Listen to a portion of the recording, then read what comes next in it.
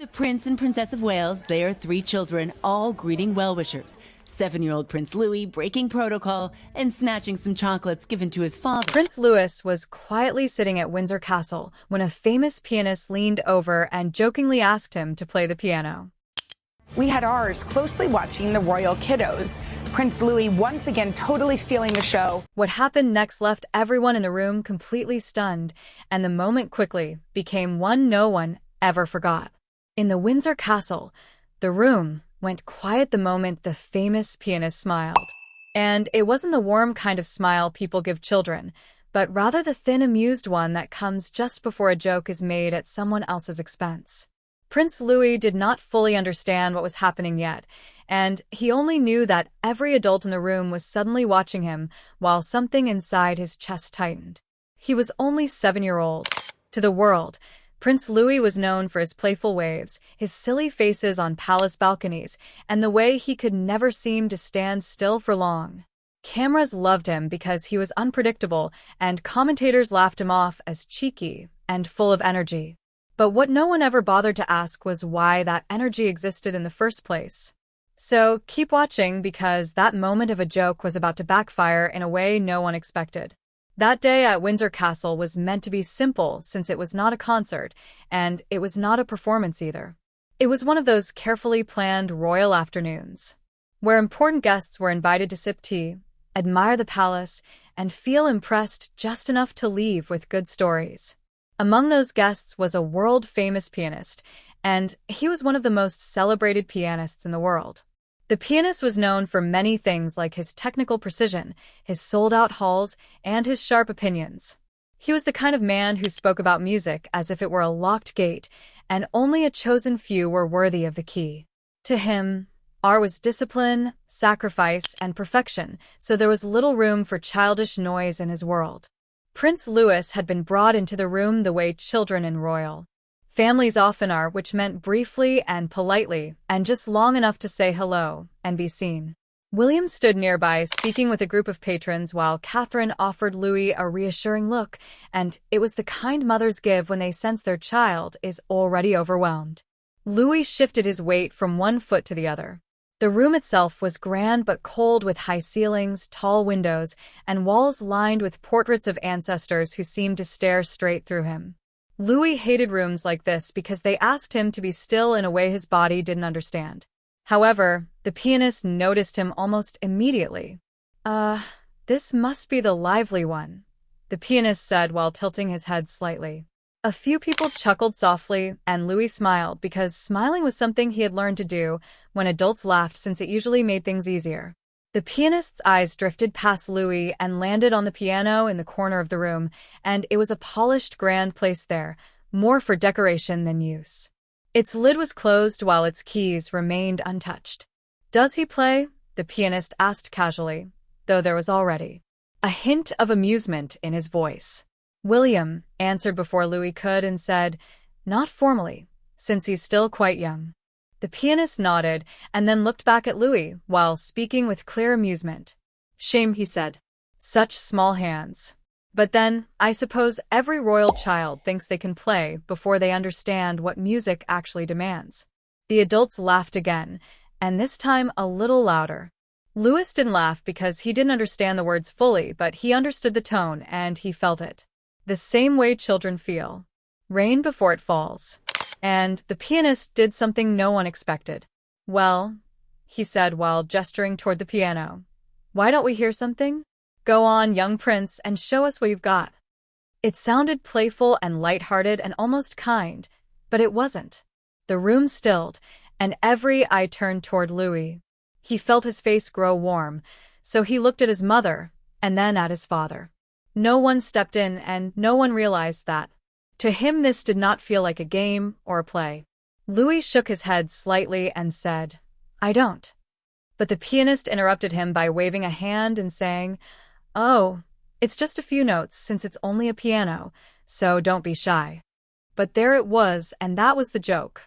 Not cruel enough to protest, and not obvious enough to stop, but just enough to place a child in the spotlight and wait for him to fail quietly. Louis stood frozen while his fingers curled into his palms, and he had never touched that piano before. Not this one, and not in front of people like this. The silence pressed in on him from all sides. And then Catherine spoke gently and told Louis that he didn't have to if he didn't want to. But the damage was already done. And Louis, even though he was a child, could feel it. That familiar feeling of being too much and not enough at the same time washed over him, since he was too loud for quiet rooms and not good enough for serious ones. The pianist smiled again, and this time with a faint shrug, he added that he sometimes forgot himself since children were better suited to waving than playing. The laughter that followed was polite, but it landed heavy on Louis' small shoulders. Louis did not cry, and he did not run either. As a royal child, he had been taught to always be bold and face a problem, not run away from it. So he simply nodded, stepped back, and folded his hands the way he had been taught. To everyone else, the moment passed as another small, forgettable interaction in a long royal afternoon. But inside Louis, something changed. Later that evening, long after the guests had gone and the castle had settled into its nighttime hush, Louis lay awake in bed.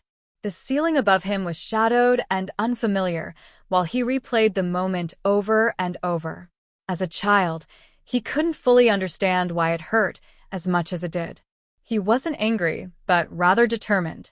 Because what no one in that room knew, and what no one had bothered to notice, was that Prince Louis already knew the piano. Not the polished one in the drawing room, but a forgotten one hidden far from curious eyes. And it was a piano that didn't laugh, but instead listened. And from that night on, every soft note he played in secret carried the echo of that smile. And what the pianist thought was a harmless joke had just planted a seed. And when it grew, it shocked everyone who had laughed that day. The next morning, the house at Windsor awoke to the usual flurry of footsteps, ringing laughter, and the quiet hum of servants preparing breakfast. Outside, the sun glimmered off the stone walls, promising a new day. But inside Louis's room, the boy barely noticed. His mind was still caught on what had happened the day before, and the polite laughter and subtle mockery from the renowned pianist kept replaying in his head. Louis slipped from his bed quietly and made his way across the polished floor. He peeked out the window where gardeners were already trimming hedges and birds hopped across the stone paths. His older siblings were downstairs practicing their lessons, but Louis had something else on his mind. He made his way to a quiet part of the castle, far away from his own house. He had found a hidden room in the north wing months ago, and hardly anyone ever went there. It was his secret spot. It had become his refuge, a place where he could be himself without judgment. Even at 7 years old, he understood the pressure that came with being royalty.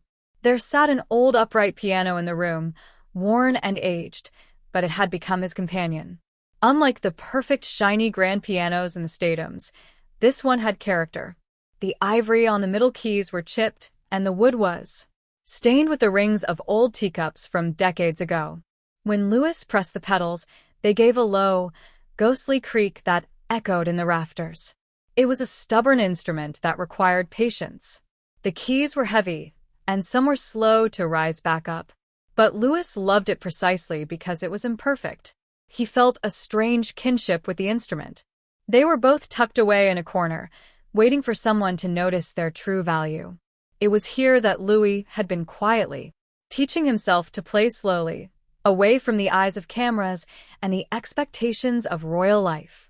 Louis sat down at the piano and placed his fingers on the keys. The first notes were tentative, but he had been practicing for months now. He wasn't just guessing the notes. He was following a path left by someone else. Louis had spent hours in the palace library searching for music books, and he had found a leather-bound collection that had once belonged to his grandmother, Princess Diana. He knew the stories of how she had surprised the world in 1988 by playing a difficult piece in Australia without any sheet music. In the margins of these old books, he found small pencil marks in her handwriting. Touching the same pages she had once turned made him feel less alone. He wasn't just a boy playing a forgotten piano. He was a grandson reclaiming a family legacy that the world had forgotten. Days turned into weeks after that incident. Louis's practice sessions became more frequent and more focused. while most people saw him as the playful, energetic prince who made silly faces on the balcony, something was changing beneath the surface. He was learning discipline and patience, and he was discovering that music gave him a way to express himself that words never could. The pianist's dismissive words stayed with him. "Children are better suited to waving than playing," the man had said, and those words became fuel for Louis's determination. Every time he felt like giving up, he remembered that afternoon and how small and useless he had felt in that room full of adults. Louis began spending more time in the palace library, looking through sheet music and learning about musical theory. His parents started noticing changes in their son. "He seems different lately," William mentioned to Catherine one evening. "There's something more settled about him." Catherine agreed. They had no idea that their youngest son was spending hours at that old piano, teaching himself to play with a seriousness that would have surprised anyone who knew him only from his public appearances.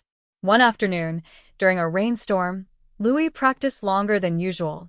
The sound of rain on the windows seemed to blend with the notes he was playing, and for the first time he felt like he was truly making music rather than just hitting keys. His little fingers were sore by the time he stopped, but he felt something he hadn't felt before. A deep sense of accomplishment that came from working hard at something meaningful. Louis wasn't trying to keep his practice secret exactly, but he also wasn't advertising it. This was something that belonged to him.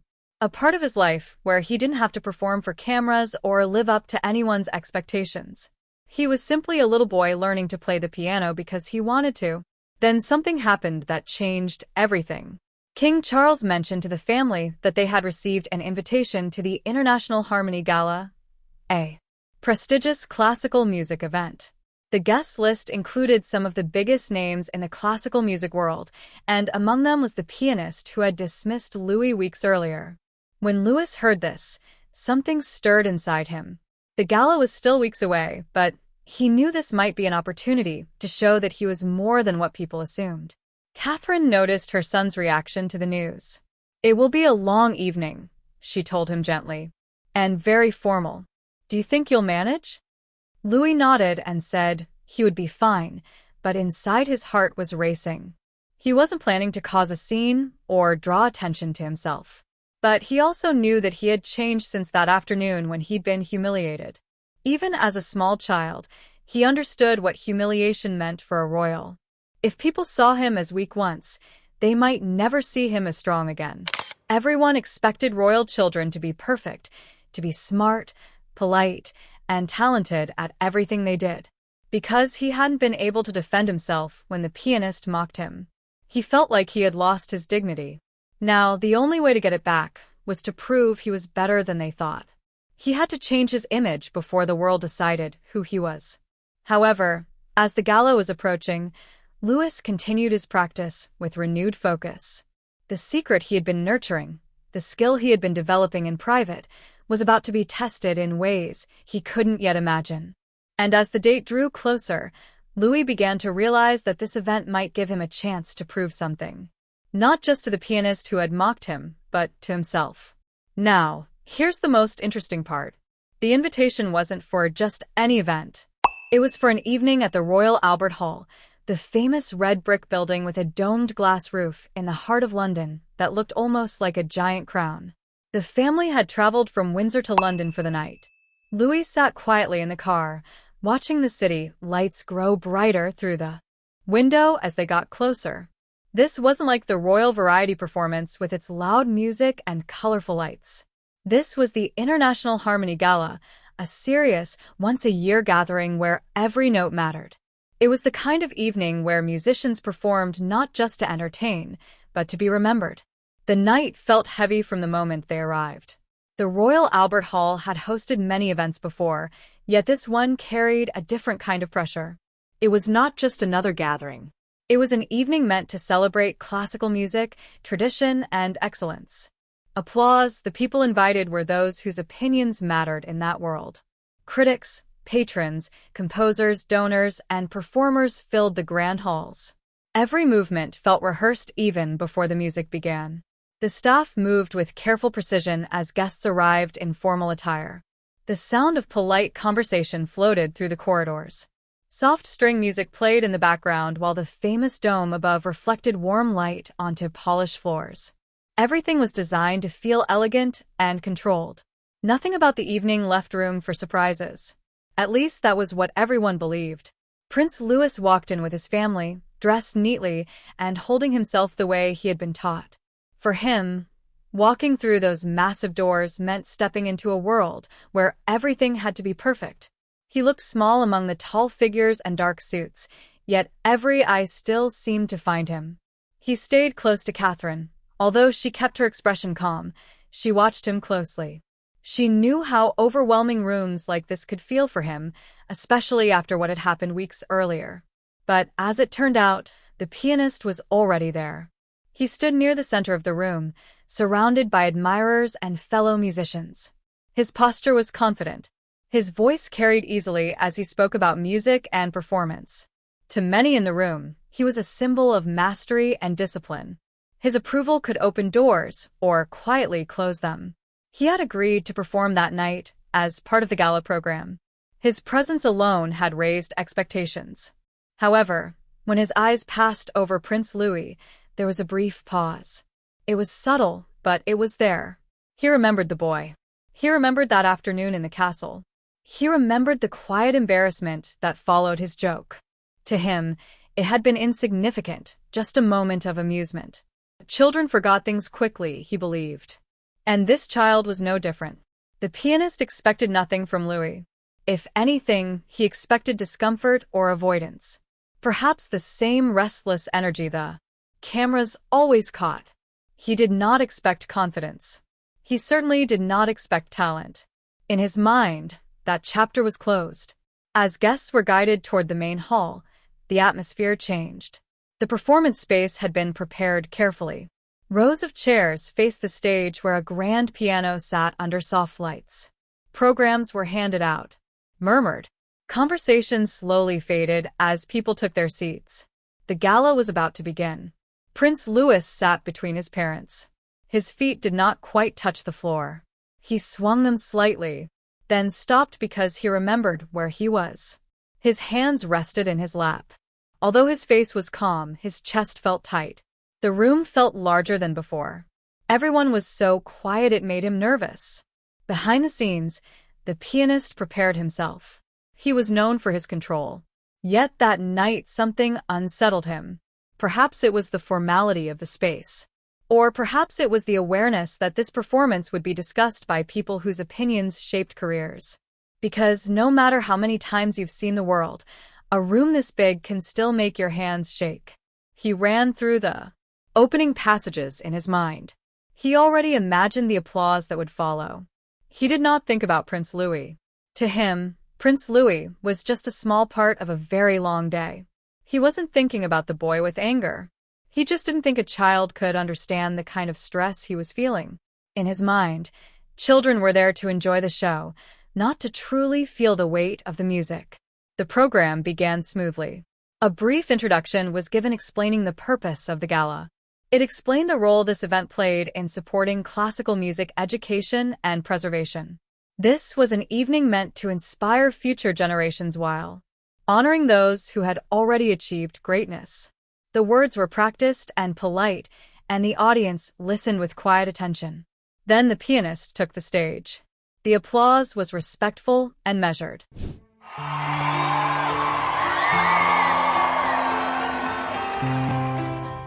He acknowledged it with a slight nod. He sat at the piano, adjusted his posture, and placed his hands on the keys. The room fell completely silent.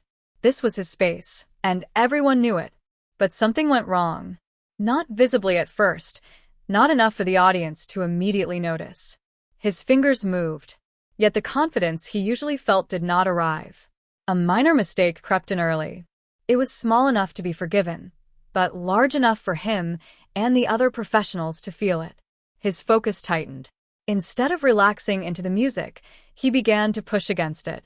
From the audience, Prince Louis listened. He did not understand everything about the piece, but he understood sound and feeling. He noticed the tension in the pianist's face and the hesitation, but he leaned forward without realizing it. simply enjoying the music and trying to learn from everything he saw. The pianist continued, but the performance was not unfolding the way he had expected. The room sensed it too. The energy shifted. While no one whispered, a quiet awareness settled over the audience. This was not a failure because it was good, very good.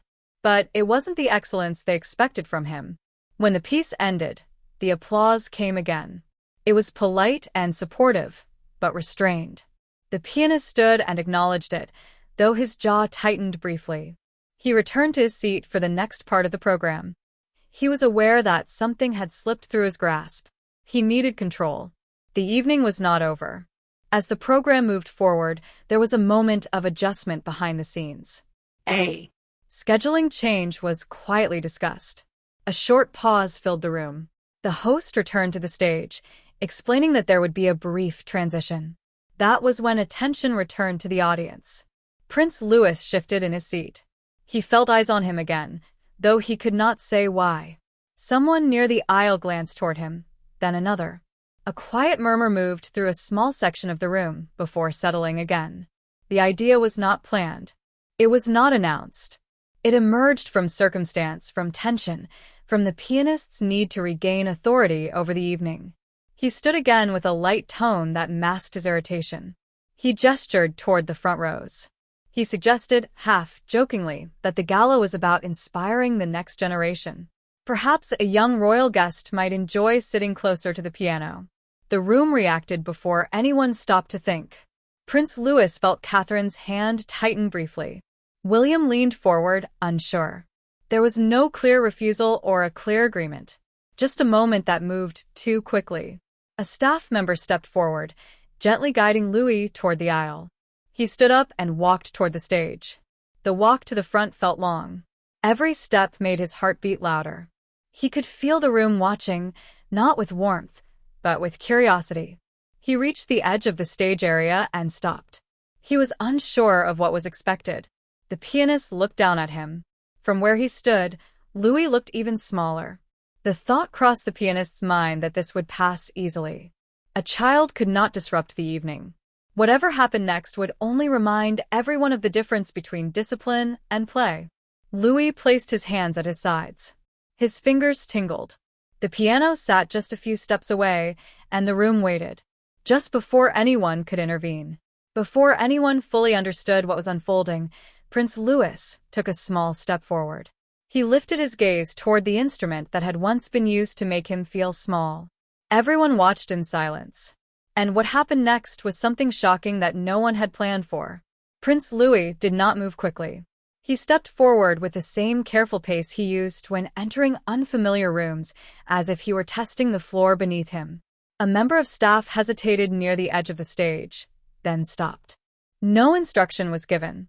No one quite knew what protocol applied when a child walked toward a grand piano in the middle of an international gala. Catherine adjusted in her seat, but did not stand. William leaned forward slightly, his attention fixed on his son. The room remained silent, not because it had been asked to be, but because no one wanted to be the one to interrupt whatever was unfolding. Louis reached the piano bench and paused. Up close, the instrument looked enormous. The polished surface reflected the stage lights, and the keys stretched farther than he was used to. He adjusted the bench with both hands, and the soft scrape echoed through the hall. Then he climbed up and sat, his feet dangling just above the floor. The pianist watched closely. He expected hesitation. He expected nervous movement or uncertainty, but what he saw instead made him straighten. Louis did not rush. He did not touch the keys right away. He placed his hands above them and waited as if listening to something only he could hear. Then he played. The first note was soft, but it carried something. The sound moved outward through the hall, clean and steady. A second note followed, then a third. Not random, not careless, measured, just like he practiced. A quiet ripple moved through the audience. Programs lowered, heads tilted forward. This was not noise, and it was not a joke. It was a child placing notes with intention in a room full of people trained to recognize intention when they heard it. Louis continued. The melody was simple, but it was controlled. He did not play loudly, and he did not rush. When a note lingered, he waited. When the sound faded, he adjusted. He was listening to the piano, responding to it, not forcing it to obey him. The pianist felt his confidence slip. This was no guessing. This was familiarity. The boy knew how to sit, how to breathe, how to let the space between notes speak. These were things that could not be learned in a few lessons or picked up by accident. On the other hand, Catherine felt tears rise before she understood why. She recognized the posture now, the stillness that came over her son when he was deeply focused. William watched with a quiet disbelief, realizing how much of this had happened beyond their view. The room held its breath as the final notes faded.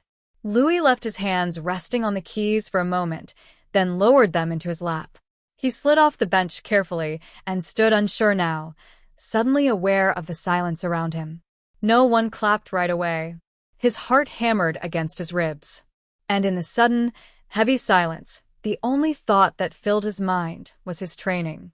You must bow. It was what a musician did, and it was what a prince did. He lowered his head in a slow, deep bow. But the quietness became heavier but thoughtful. Then applause began slowly, spreading through the hall, not with excitement, but with respect. The pianist spoke quietly, his voice carrying just enough to be heard. I was wrong, he said. It was not an apology meant for attention. It was a recognition. Louis did not respond. He stood still, his hands at his sides, unsure what came next. Catherine reached him first, kneeling and pulling him gently into an embrace. William placed a steady hand on his shoulder. The gala continued, but the atmosphere had changed. People spoke differently afterward, less about perfection and more about humility, less about reputation and more about listening. And for those who were there, the memory lasted, not because a child played the piano, but because a room full of experts learned in silence that they had underestimated the quietest person in it. So, what are your thoughts on this? Do you think Louis inherited his talent from Princess Diana? And have you ever surprised someone who underestimated you? Drop your thoughts in the comment section below. If you enjoyed watching this video, make sure to like, share, and subscribe to our channel for more.